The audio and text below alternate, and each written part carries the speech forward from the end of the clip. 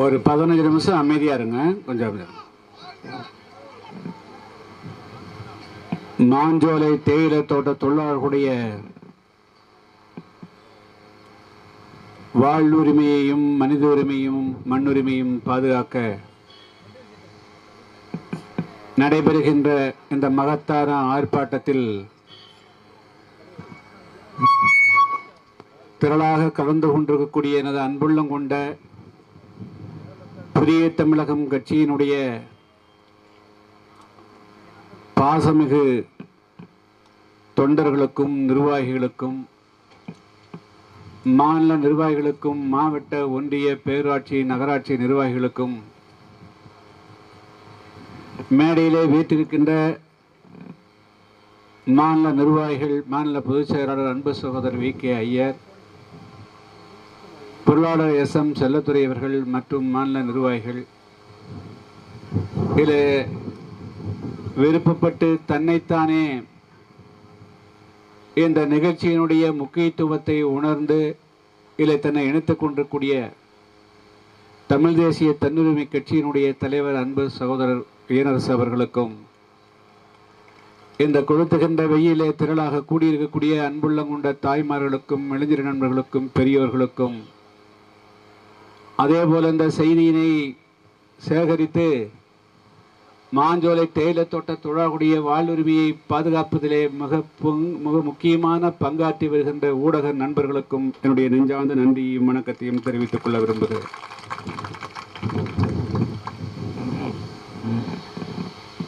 கடந்த ஏப்ரல் மாதம் 19ஆம் தேதி நடைபெற்ற நாடாளுமன்ற தேர்தலில் நாம் வெற்றி வாய்ப்பை இழந்த காரணத்தினாலே நம்முடைய புதிய தமிழகம் கட்சியினுடைய நிர்வாகிகளும் பொதுமக்களும் தொண்டர்களும் தாய்மார்களும் எண்ணிலடங்காத வேதனையோடு இருந்த நேரத்தில் அவர்கள் அந்த வெற்றி வாய்ப்பை இழந்திருந்து இன்னும் மீளாத இந்த நேரத்தில் ஒரு போராட்டத்தை அறிவிப்பது எவ்வளவு பெரிய கடினம் என்பதை எல்லோரும் அறிவார்கள். புதிய தமிழகம் கட்சி தேர்தலிலே பெறக்கூடிய வெற்றி வாய்ப்புகளுக்காக மட்டும் உருவாக்கப்பட்ட கட்சி அல்ல. இந்த நாட்டிலே ஏழை பணக்காரன் என்ற வேறுபாடுகள் முற்றாக ஒழிக்கப்பட வேண்டும். பிறப்பிலே உயர்வு தாழ்வு கற்பிக்கின்ற பேதமைகள் முற்றாக ஒழிக்கப்பட வேண்டும். சமத்துவமும் சம உரிமையும் இந்த தமிழ் மண்ணிலே இந்திய பாரத தேசத்திலே வாழுகின்ற அனைத்து மக்களுக்கும் வந்து சேர வேண்டும் என்ற உயர்ந்த லட்சியத்தோடு அந்த லட்சியத்தை நிறைவேற்றுவதற்காக பாடுபட்டு கொண்டிருக்கின்ற இயக்கம்தான் புதிய தமிழகம். அந்த அடிப்படையில் தான் புதிய தமிழகம் கட்சி துவங்கப்பட்ட கடந்த 27 ஆண்டு காலமாக நாம் பல்வேறு பிரச்சனைகள் எடுத்து போராடி வருகிறோம். நாம எந்த பிரச்சனையும் தேடி போவது கிடையாது. பிரச்சனைகள் நம்மை தேடி வந்தால் அந்த பிரச்சனைகளை விட்டு விடுவதும் கிடையாது. அந்த அடிப்படையில் தான் 1998ஆம் ஆண்டு மாஞ்சோலை தேயிலை தோட்ட தொழிலாளர்களுடைய பிரச்சனை நம்முடைய கவனத்துக்கு வந்தது. 98 துவங்கி ஏறக்குறைய 5 ஆண்டு காலம் நம்முடைய கட்சியினுடைய நடவடிக்கைகளை கூட விட்டுவிட்டு தேயிலை தோட்ட தொழிலாளர்களுடைய வாழ்வுரிமைக்காக மட்டும் போராடினோம். அதனுடைய விளைவாக மாஞ்சோலையிலே வாழ்ந்த 2500 தொழிலாளர்கள் மட்டும் பலன் பெறவில்லை. தமிழகத்திலே பரவியிருக்கக்கூடிய கோயம்புத்தூர் மாவட்டம் முடிஸ் வார்பாறையிலே பணிபுரிந்த 1.5 லட்சத்துக்கு மேற்பட்ட தேயிலை தோட்ட தொழிலாளர்கள், நீலகிரி மாவட்டத்திலே குன்னூர் கோத்தகிரி கூடலிலே பணிபுரிந்த ஏறக்குறைய 10 லட்சத்துக்கு மேற்பட்ட தொழிலாளர்கள், திண்டுக்கல் மாவட்டம் ஹைவேஸிலே பணிபுரிந்து இருக்கின்ற 5000த்துக்கு மேற்பட்ட தொழிலாளர்கள், சேலம் மாவட்டம் ஏற்காட்டிலே பணிபுரிந்த தொழிலாளர்கள் என ஏறக்குறைய 15 லட்சத்துக்கு மேற்பட்ட தொழிலாளர்கள் நாம் இந்த போராட்டத்தை துவங்குவதற்கு முன்பாக 35 அதிகபட்சம் 53 ரூபாய் மட்டுமே சம்பளம் பெற்றுக் கொண்டிருந்தார்கள். ஆனால் இன்று அவர்கள் பெறக்கூடிய சம்பளம் 484 ரூபாய் என்பதை இந்த நேரத்திலே நான் சொல்லிக்கொள்ள விரும்புகிறேன். எனவே அவர்களுடைய வாழ்க்கையிலே ஒரு மிகப்பெரிய மறுவளர்ச்சி வந்திருக்கிறது என்று சொன்னால் எந்த விதமான பிரதிபலனையும் எதிர்பாராமல் போராடிய புதிய தமிழகம் கட்சியினுடைய தொண்டர்களுடைய அர்ப்பணிப்பால் தான் நடந்தது என்பதை இந்த நேரத்திலே சொல்லிக்கொள்ள விரும்புகிறேன். தேர்தல் முடிவுகள் அறிவிக்கப்பட்டது. எல்லோரும் சோகக்கடலிலே மூழ்கினார்கள். நம்முடைய தொண்டர்களை எல்லாம் தட்டி எழுப்புவதற்கு இன்னும் 10 நாள் ஆகுமா, 1 மாதம் ஆகுமா, 2 மாதம் ஆகுமா, 3 மாதம் ஆகுமா என்ற சூழ்நிலை இருந்தாலும் கூட நம்முடைய லட்சியத்தில் இருந்து சிறிதும் கூட விலகக்கூடாது. அந்த அடிப்படையில் தான் தென்காசி நாடாளுமன்ற தொகுதி மக்கள் நம்மை முழுமையாக ஏற்று நமக்கு வாக்களிக்காவிட்டாலும் கூட வாக்களித்த 2,40,000 மக்களுக்கு நன்றி சொல்வது கடமை என்ற அடிப்படையில் தான் 29ஆம் தேதி ஒரே நாளில் சிறுவத்தூரில் புறப்பட்டு தென்காசி வரையிலும் காலை 11 மணிக்கு புறப்பட்டு மாலை 10 மணி வரையிலும் அந்த கூட்டத்தை நடத்தி முடித்தோம். நடத்தி முடித்த கையோடு 30ஆம் தேதி முடிந்து 1ஆம் தேதி என்று மாஞ்சோலை சென்றோம். எங்களை அங்கே இருக்க விடவில்லை. ஏறக்குறைய 30ஆம் தேதி அது 1ஆம் தேதி நான் சென்னை செல்வதாக இருந்தது. ஆனாலும் அங்கு இருக்கக்கூடிய தேயிலை தோட்ட தொழிலாளர்கள், ஐயா எல்லோரும் வந்து பார்த்து விட்டார்கள், ஒரு தீர்வும் வரவில்லை, எனவே நீங்கள் வந்தால் தான் அது ஒரு பிரச்சனைக்கு தீர்வு ஏற்படும் என்று தொழிலாளர்களுடைய குரல் அங்கிருந்து வந்தது. இனி அதற்கு பிறகும் நாம் பேசாமல் இருக்க முடியாது என்ற அடிப்படையில் தான் 1ஆம் தேதி என்று நாங்கள் ஒரு 16 வாகனங்களிலே இங்கிருந்து மாஞ்சோலை செல்வதாக முடிவெடுத்து மாவட்ட செயலாளர் ராமர் அவர்கள் இங்க இருக்கக்கூடிய வனத்துறை இடத்திலே அனுமதிக்கு எழுதி கொடுத்தார். அந்த வனம் காப்பு காடு என்று சொல்லுகிறார்கள், வனத்துறையுடைய கட்டுப்பாட்டு இருக்குது என்று சொல்லுகிறார்கள். எனவே வனத்துறையுடைய அதிகாரி இடத்திலே தம்பி ராமர் அவர்கள் 16 வாகனங்களுக்கு எழுதி கொடுத்தார். நாங்கள் 16 வாகனங்களை குறித்து 11 வாகனங்களில் தான் சென்றோம். ஆனால் அங்கு ஒரு பெரிய பெட்டாலியன் அங்கே நிறுத்தப்பட்டிருந்தது, போலீஸ் பெட்டாலியன். நாங்கள் போராட்டத்துக்கு போவது என்று சொன்னால் அப்படி போக மாட்டோம். அது 500 வண்டியில் 1000 வண்டியில் தான் போவோம். ஆனால் போவது தொழிலாளர்களை சந்திப்பதற்கு. எல்லா நேரத்திலும் அரண்டவங்களுக்கெல்லாம் இருண்டதெல்லாம் பேய் என்பதை போல எப்பொழுது பார்த்தாலும் அவருடைய பார்வை அப்படியே இருந்தது. சரி, தொழிலாளர்கள் அங்கே காத்துக் கொண்டிருக்கிறார்கள் என்று அவர்களோடு அதிகம் வாதம் செய்யவோ அல்லது தேவையில்லாமல் நேரத்தை கடத்த வேண்டாம் என்று முடிவெடுத்து அவர்கள் குறிப்பிட்ட அந்த 5 வாகனங்களிலே சென்றோம். இதை விட வேடிக்கை என்று சொன்னால், ஊடக நண்பர்கள் எந்த நேரத்திலும் எங்கு வேண்டுமென்றாலும் செய்தி சேகரிக்க சொல்லலாம், அவர்களை கூட விடவில்லை.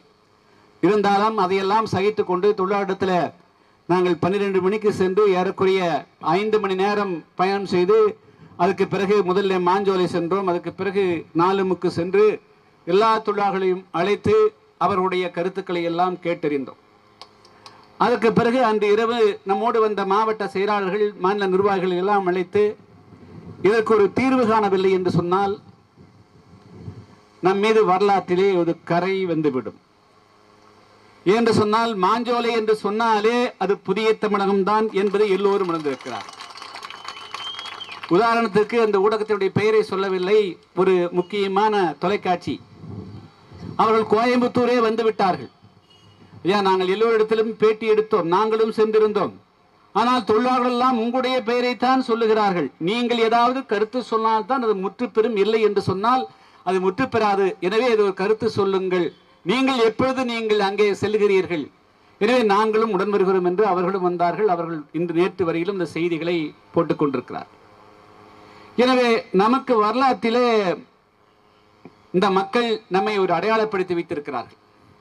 இந்த நாட்டில் எந்த நேரத்திலும் ஆபத்து வாழ்ந்தவர்களாக, ஆபத்து நேரம், ஆபத்து யாருக்கு வந்தாலும் காப்பாற்றக்கூடிய சக்தி அது புதிய தமிழகத்துக்கு தான் இருக்கிறது என்பதை உணர்ந்து வைத்திருக்கிறார்கள். அது தேர்வு நேரத்திலே மறந்து விடுகிறார்கள், மறந்து விடுவார்கள் என்பது வேறு விஷயம். அதை பற்றி எல்லாம் கவலைப்பட வேண்டிய அவசியம் இல்லை. தேர்தல்கள் வரும் போகும். ஆனால் வரலாற்றிலே இது போன்ற ஒரு நற்பெயர், ஒரு பாதிப்பு என்று சொன்னால், ஒரு பிரச்சனைக்கு தீர்வு என்று சொன்னால் இந்த கட்சியால் தான் முடியும் என்பது எல்லா கட்சிக்கும் கிடைக்காது. எனவே அந்த பெயரும் புகழும் புதிய தமிழகத்துக்கு இருக்கிறது. அதுக்கு சொந்தக்காரர்களாகிய உங்களை நான் நெஞ்சார பாராட்டுகிறேன். இங்கே வந்திருக்கக்கூடிய ஒருவர் கூட யாரிடத்திலேயும் சென்று யாசகம் கேட்கவில்லை. நாங்கள் 1ஆம் தேதி இரவு 10 மணிக்கு முடிவெடுக்கிறோம். 2, 3, 2ஆம் தேதி என்று இங்கே 13ஆம் தேதி பத்திரிகையாளர்களுக்கு பேட்டி கொடுக்கிறேன். 4, 5, 2 தினங்களிலே என்று 1000க்கு மேற்பட்டவர்கள் கூடுகிறார்கள் என்று சொன்னால் இந்த சக்தி புதிய தமிழகம் கட்சியை தவிர வேறு யாருக்கும் கிடையாது. இதிலிருந்து இன்றைய இந்த மாவட்ட ஆட்சியர் அவர்கள், மாநில அரசு இனிமேல் இந்த மாஞ்சோலை பிரச்சனையிலே நீங்கள் பின்வாங்கித்தான் ஆக வேண்டும், இல்லை என்று சொன்னால் புதிய தமிழகம் விடாது என்பதுதான் இந்த கூடியிருக்கக்கூடிய இளைஞர்களுடைய குரல். நான் ஒரு உத்தரவை பிறப்பித்தேன், அதிகமாக பெண்களை கூட்டி வர வேண்டாம், இளைஞர்களாக வாருங்கள், அதுவும் 20லிருந்து 35 வயதுக்குள்ளாகத்தான் இருக்க வேண்டும் என்று சொன்னால் மாஞ்சோலை தேயிலை தோட்ட தொழிலாளருடைய விஷயத்தில் மாவட்ட ஆட்சியரோ அல்லது வேறு யாரோ தவறான நடவடிக்கை எடுக்கும் பட்சத்தில் இங்கே இருக்கக்கூடிய ஒவ்வொரு புதிய தமிழகம் கட்சியினுடைய தொண்டர்களும் உண்மை புலிகளாக மாறுவார்கள் என்பதை தெளிவுபடுத்த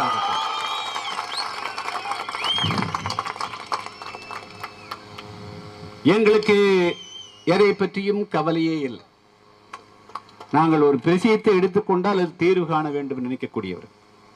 மாஞ்சோலை தேயிலை தொழிலாளர்களை பொறுத்த மட்டிலும் பல விஷயங்களை எப்பொழுதுதான் நமது ஊடகங்களே கொண்டு வருகின்றன, அது ஒரு மிகப்பெரிய சந்தோஷம். 98ல் நான் காலையில போய் மாலை 8 மணி வரையிலும் அங்கு ஆர்ப்பாட்டம் செய்த போது ஒரு பத்திரிகையில செய்தி வரல. ஆயிரக்கணக்கான தொழிலாளர்கள் மாஞ்சோலை ஆர்ப்பாட்டம் நடத்தினோம். அதற்கு பிறகு இரவு 8 மணிக்கு புறப்பட்டு 27 கிலோமீட்டர் விடிய விடிய மணிமுத்தாறு வரையிலும் கல்லடைக்குறிச்சி நடந்து வந்தோம். அதை யாரும் எடுதல. அதுக்கு பிறகு அன்று மாலையில இங்கே ஆர்ப்பாட்டம் செய்தோம். அது எங்க செய்தி வரல.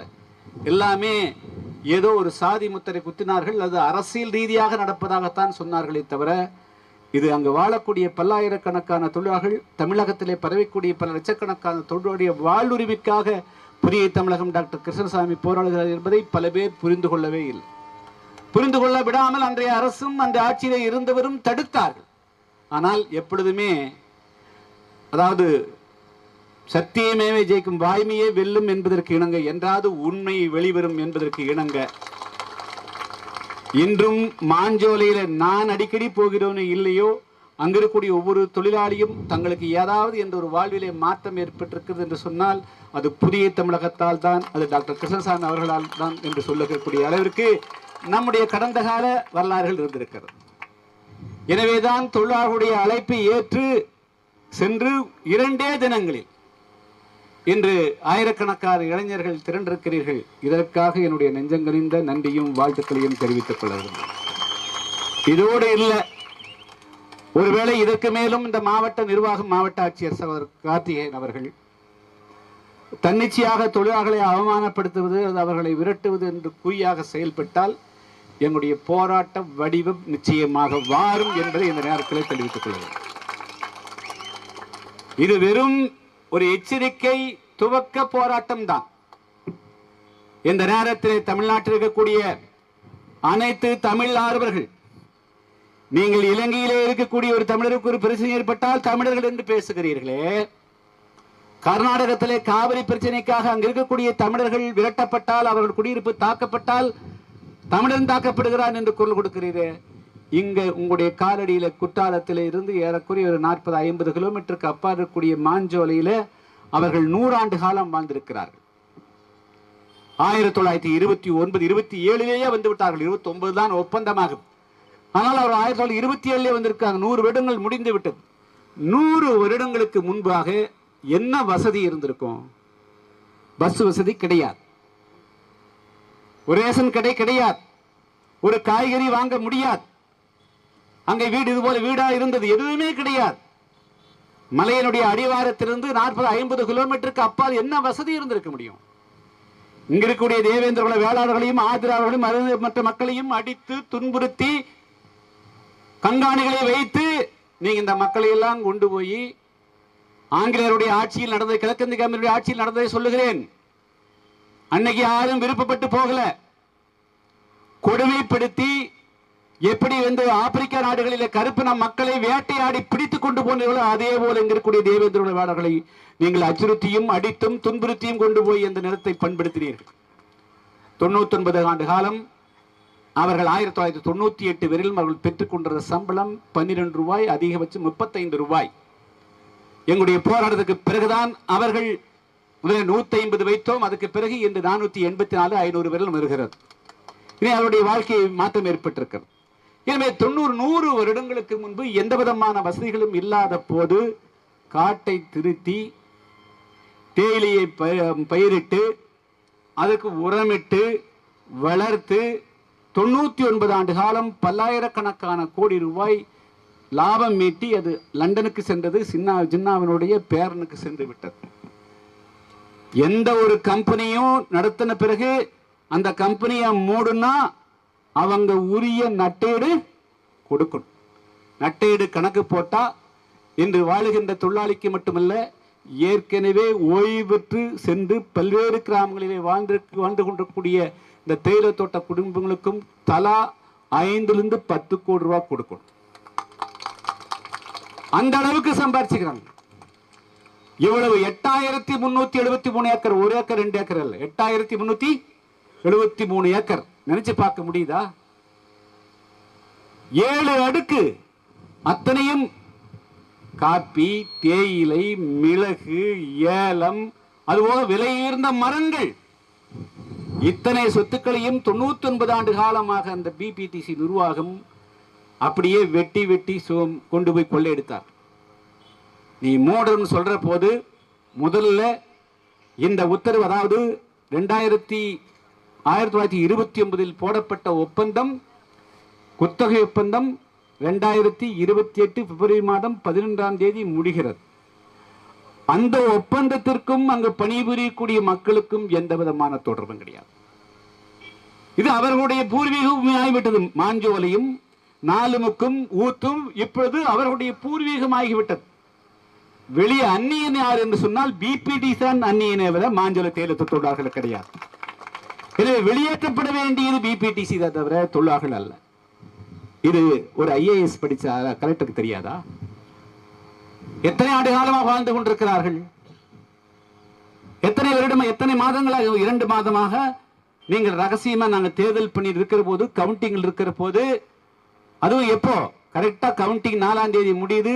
சரி, நம்ம வெற்றி பெறல, இவருக்கு வாய்ப்பு, அவங்க வந்து பேசாம இருப்பாரு அப்படிங்கிற பார்வையிட கரெக்டா 8ஆம் தேதி அன்னைக்கு தொழிலாளர்கள் எல்லாம் வேலை நிறுத்தம் செஞ்சு, நீ கையெழுத்து போடலன்னா ஒன்னும் கிடைக்காது, நீ வெறுங்கையோடு தான் ஊரு போகணும் அப்படின்னு ஒவ்வொரு தொழிலாளியா தனிமைப்படுத்தி, அச்சுறுத்தி, கட்டாயப்படுத்தி தான் அவர்கள் விருப்போயில் கையெழுத்து வாங்கிக்கிறீங்க. இங்க தொழிலாளர் துறை என்ன செஞ்சிட்டு இருக்குது? எத்தனை ஊடகங்களில் மாற வந்து தொழிலாளர்களுடைய விருப்பத்துக்கு மாறா கட்டாயப்படுத்த செய்தி வந்திருக்குது.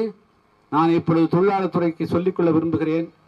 இன்னைக்கு தேதி 6, 13ஆம் தேதிக்குள்ள அதை ரத்து பண்ணணும். இல்லைன்னா உங்க அலுவலகத்துக்கு பூட்டு போடுவோம். எதுக்கு தொழிலாளர் துறையில் இருக்கணும்? தொழிலாளர் துறை எதுக்கு இருக்கணும்? சட்டத்துக்கு விரோதமா நீ எதுக்காக வந்து நீங்க வந்து இதுக்கு யாராவது பர்மிஷன் கொடுத்துக்கிறீங்களா? நீங்க அவங்க யாரு வந்து தொழிலாளர்களை 2028 தானே ஒப்பந்தம் முடியுது. 4 வருஷம் க்ளோஸ் பண்ற போது வந்து நீ தொழிலாளர் துறையில் அனுமதி கேட்டியா? பர்மிஷன் கொடுத்தீங்களா? ஏன் தொழிலாளர் துறை பேச அமைதியா இருக்கிறீங்க? எல்லாமே நடப்பதெல்லாம் சட்டவிரோதம் நடக்குது. இன்னொன்று சொல்றாங்க, 2018ஆம் ஆண்டு இது காப்பு காடாக மாற்றப்பட்டு விட்டது. என்ன, அதுல என்ன பிரச்சனை? காப்பு காடு மாத்தினா அதனால என்ன? அதே வனம் தானே, பெயரை தானே மாத்துறீங்க. காப்பு காடா மாத்திட்டு போங்க.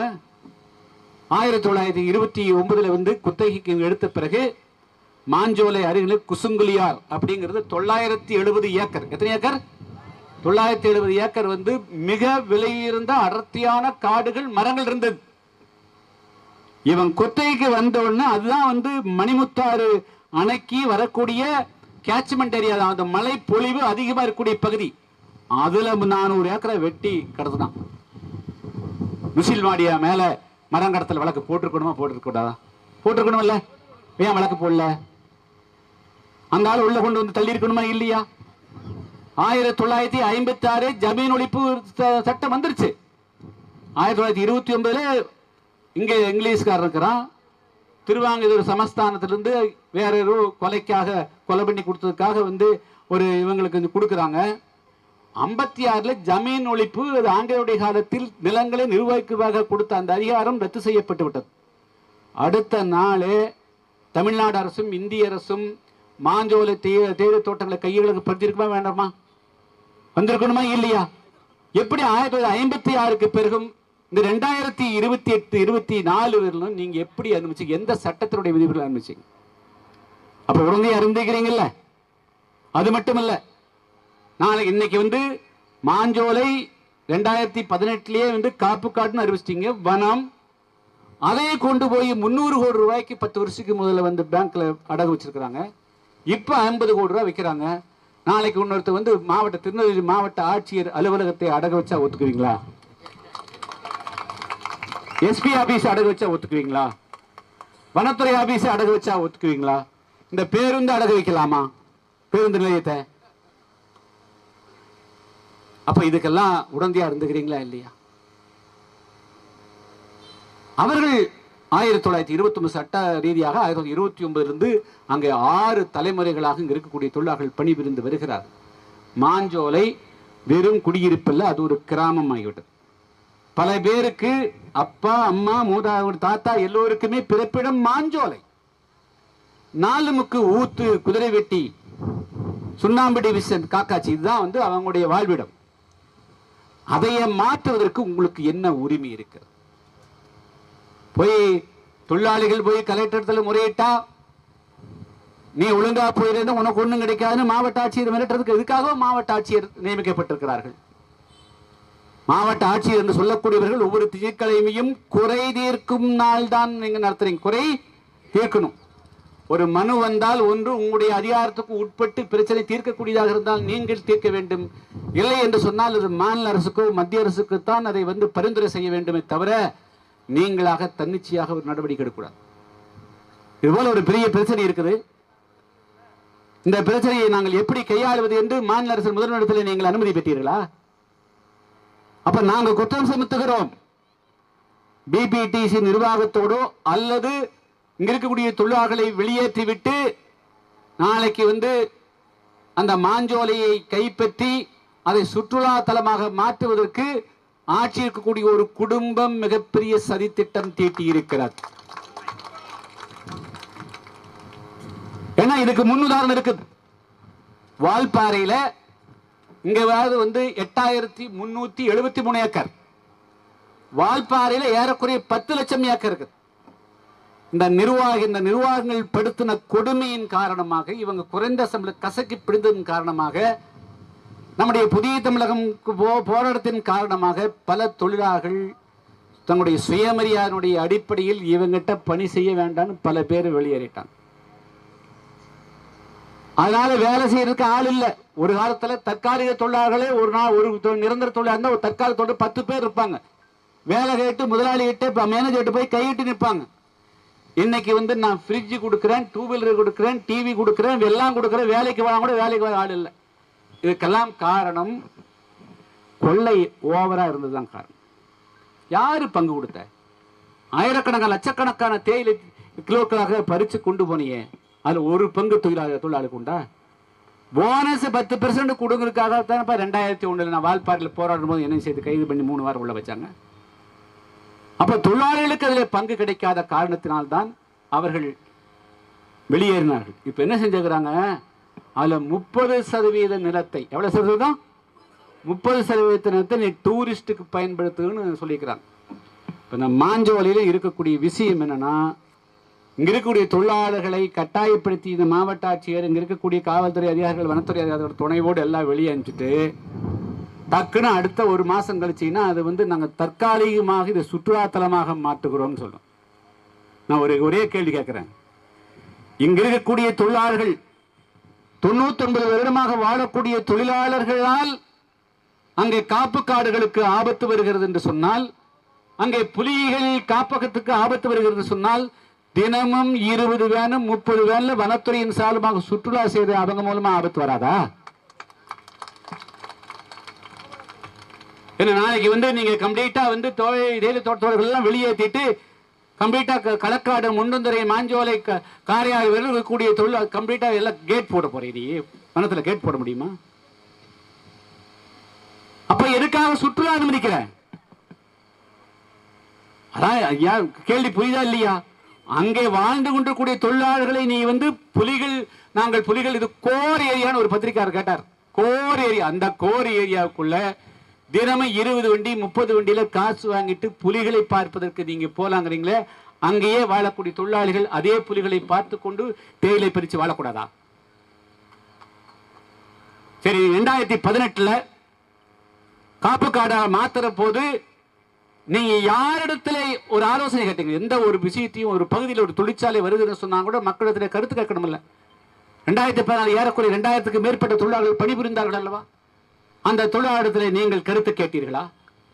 இன்னைக்கு போய் தொழிலாளர்கள் இன்னும் மாஞ்சோலை இருக்கிறாங்க.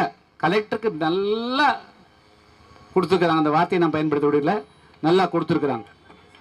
முகாம் போட்டீங்க. என்ன முகாம்? பேரை மாத்துறதுக்கு. ஏயா அவனுக்கே சொந்த ஊரு மாஞ்சோலிங்கிறான், 4 முக்குங்கிறான். என்னுடைய முகவரியை மாற்றுவதற்கு முகாம் போடுறோம்னா அப்ப உங்களுடைய மனசுக்குள்ள என்ன இருக்குது? எந்த முகவரியை அவர்கள் கொடுப்பார்கள்? அவன் போய் எந்த இடத்துல ஆடு மேய்ப்பா, மாடு மேய்ப்பா, எந்த வங்கி தாராளமா வங்கி விடுங்க. உங்களுக்கு யாருக்காவது கடன் கொடுக்குறாங்களாப்பா வங்கியில? நீ போன சொத்து கேட்கறான். அவன் குடியிருக்கே வீடு இல்லாதவன் எதை வச்சு அவன் அடமானம் வாங்கி நீ ஆடு வாங்குறது, மாடு வாங்குறது? அப்ப இவர்கள் எல்லாம் சேர்ந்து பித்தலாட்டம் செய்கிறார். கலெக்டர் போய் உடனடியாக நாங்க 2ஆம் தேதி அன்னைக்கு 3ஆம் தேதி பிரஸ் மீட் கொடுத்துட்டு போயிடும், தாங்க முடியல அவருக்கு. உடனே 4ஆம் தேதி 5ஆம் தேதி 6ஆம் தேதி முகாம். நல்லா மாஞ்சோலை தேர்வு தொழிலாளர்கள் நல்லா சரியா ஒரு IAS ஆபீசருக்கு பாடம் ஊட்டி இருக்கிறாங்க. இந்த மாதிரி எல்லாம் செய்யாத. நாங்கள் புதிய தமிழகத்தின் பின்னால் தான் இருப்போம், தலைவர் டாக்டர் அவர்கள் பின்னால் தான் இருப்போம், எங்களை வெளியேற்ற முடியாது என்பதுதான் அவர்கள் கொடுத்திருக்கூடிய பாடம்.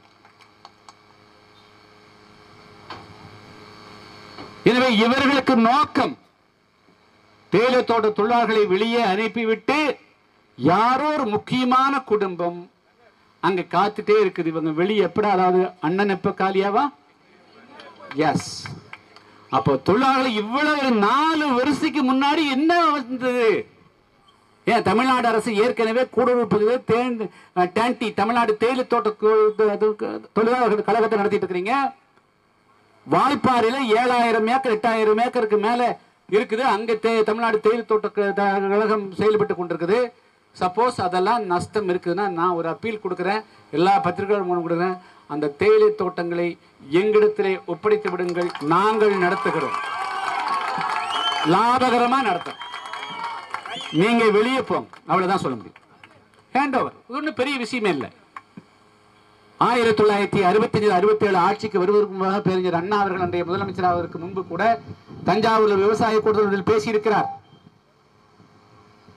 அண்ணா அவருடைய ஆட்சி சமூக நீதி ஆட்சி பேசக்கூடிய அன்பு சகோதரர் அவர்களுக்கு நான் சொல்லிக்கொள்ள விரும்புகிறேன். வேணா உங்களுடைய உதவியாளர்கள் மூலமாக அதை போட்டு பாருங்க.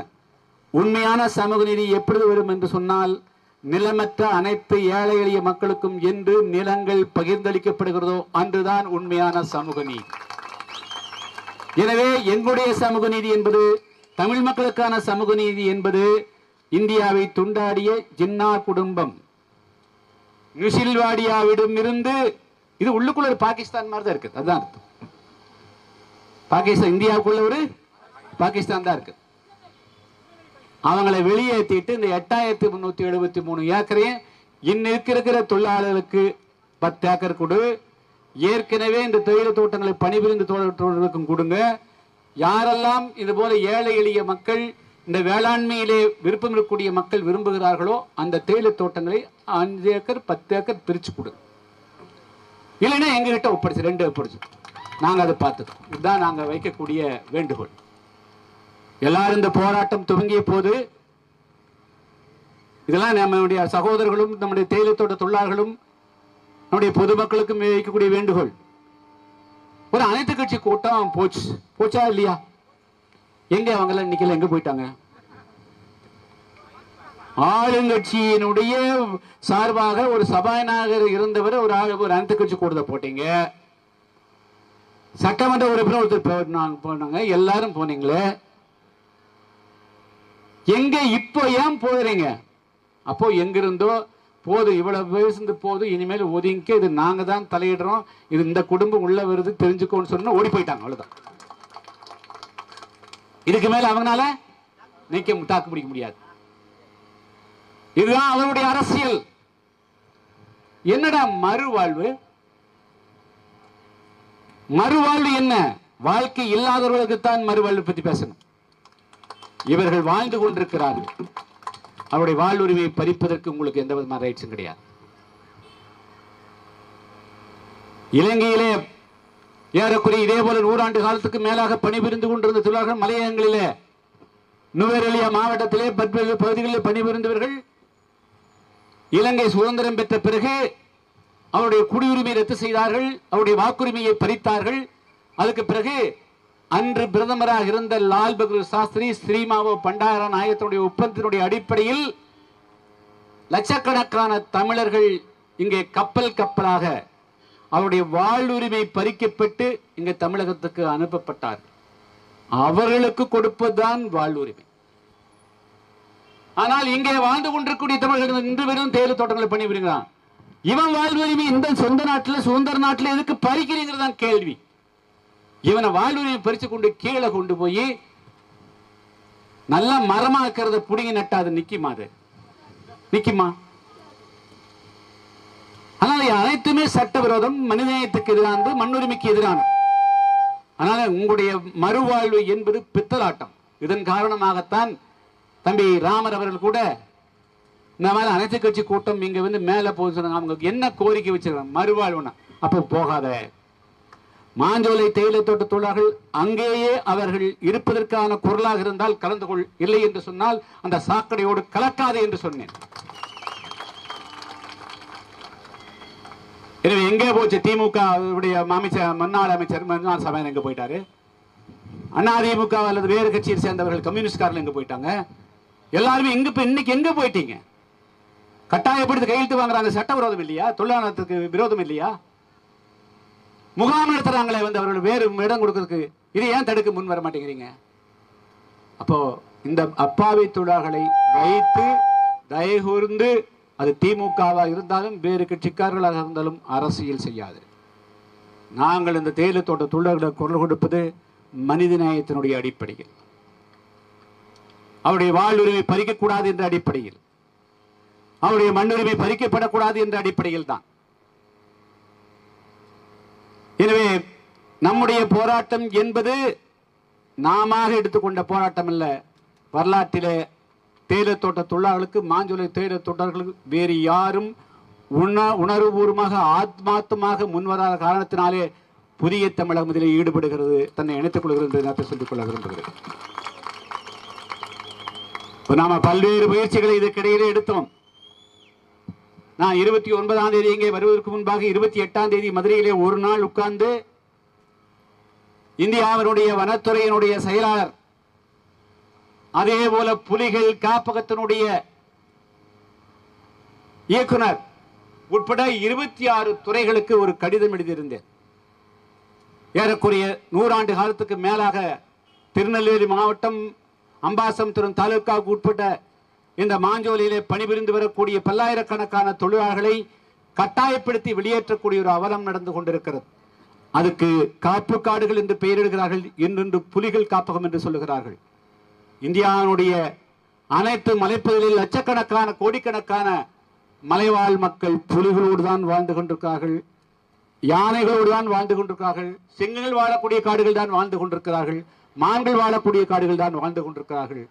எனவே புலிகள் காப்பகம் என்ற பெயரை பயன்படுத்தி இவர்கள் இந்த மக்களை வெளியேற்றுவதை தடுத்து நிறுத்த வேண்டும் என்று எழுதியிருக்காக நேற்று பெங்களூரில் இருக்கக்கூடிய புலிகள் காப்பகத்தினுடைய பிராந்தி இயக்குனர் தமிழ்நாடு தலைமை வன காப்பாளருக்கு உரையாக மாஞ்சோலை சென்று உண்மை அறிக்கையை தாக்கல் செய்கின்ற உத்தரவிட்டிருக்கிறார். அதுவே நமக்கு ஒரு கிடைக்கக்கூடிய. இங்கே பல நண்பர்களுக்கு கூட புரியாத ஒரு விஷயத்தை சொல்கிறேன். புலி என்ன சாப்பிடும்? மான் சாப்பிடும். புல்லு சாப்பிடுமா? மரத்தை சாப்பிடுமா? சாப்பிடாது. இங்கே மாஞ்சோலையில களக்காடு முண்டந்துறையில 2700 புலி இருக்கிறதாக சொல்றேன். 2700 புலி. ஒரு புலி ஒரு வாரம் அல்லது ஒரு மாசத்துக்கு ஒரு மான் சாப்பிட்றதா வச்சுக்கோங்க. இப்ப 2700 புலிக்கு எத்தனை மான் தேவைப்படும்? எத்தனை? 2700 மான் தேவைப்படும் ஒரு மாசத்துக்கு. வருஷத்துக்கு எத்தனை ஆச்சு? 15,000-20,000 மான் தேவைப்படுமா? 10 வருஷமா அது புலிகள் காப்பமா இருக்குது. அப்ப எத்தனை ஆயிரம் மான்களை இருந்திருந்தா அந்த புலிகள் எல்லாம் உயிரோடு இருந்திருக்கு? அத்தனை மான் மேயறதுன்னா எத்தனை காடுகள் புல் இருக்கும். வெறும் மரத்துல போய் மான் சாப்பிடாது, அது புல் தர வேணும். இப்ப யாரு காதுல பூ சுத்துறீங்க?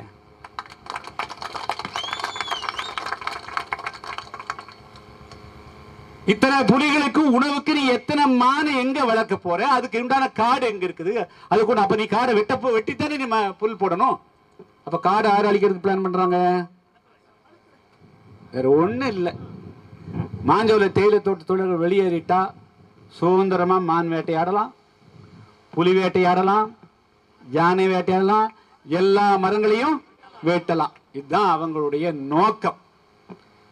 அதே போல அந்த குடும்பத்தை சேர்ந்த முக்கியமான புள்ளிகள் சுற்றுலா என்கிற பெயர்ல கொண்டு போய் பல இடங்களை ஆக்கிரமித்து அவங்க ஒரு இன்னொரு 30, 40, 50 வருஷத்துக்கு குத்தகை போட்டுக்குவாங்க, சொந்தமாக்குவாங்க.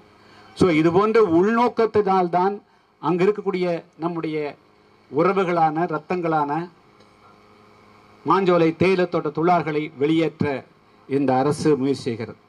தயவுகூர்ந்து தமிழ்நாடு முதலமைச்சர் அவர்கள் இந்த விஷயம் இதுவரையிலும் உங்களுக்கு முழுமையாக கவனத்துக்கு வரவில்லை, வந்ததோ தெரியவில்லை. ஆனால் வந்திருந்தால் நீங்கள் இதுவரையில் நடவடிக்கை எடுக்காமல் இருப்பது தவறு. வரவில்லை என்று சொன்னால் நிச்சயமாக இன்று நான் பேசியது எல்லாமே நிச்சயமாக உங்களுடைய கவனத்துக்கு வரும். எனவே அங்கே இருக்கக்கூடிய தேயிலை தோட்ட தொழிலாளர்களுக்கு எதிராக பிபிடிசி நிர்வாகம் கொடுத்திருக்கக்கூடிய அந்த விருப்பமில்லாத ஓய்வு கடிதத்தை உடனடியாக தொழிலாளர் மூலமாக ரத்து செய்ய வேண்டும். பிபிடிசி நிர்வாகம் முன்கூட்டியே போவதற்கு முடிவெடுத்தால் உடனடியாக தமிழ்நாடு அரசு கையகப்படுத்திக் கொள்ள வேண்டும்.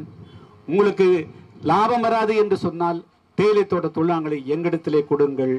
தோட்ட தொழிலாளர்களுக்கு 5 ஏக்கர் 10 ஏக்கர் பிரித்து கொடுத்து அங்கே காடுகளும் காப்பு காடுகளும் இன்னும் நன்கு பாதுகாக்கப்படும், புலிகளும் பாதுகாக்கப்படும், எல்லாமே பாதுகாக்கப்படும்.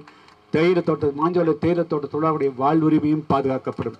இதைத்தான் இந்த நேரத்தில் நான் சொல்லிக்கொள்ள விரும்புகிறேன்.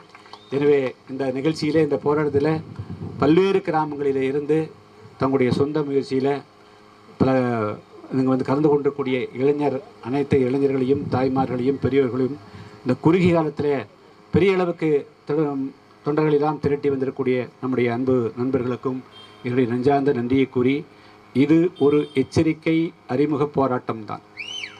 ஒருவேளை இதுக்கு மேலும் அவர்கள் நடவடிக்கை எடுக்கின்ற பொழுது நாம் மிகப்பெரிய கடுமையான போராட்டத்திற்கு தள்ளப்படலாம்.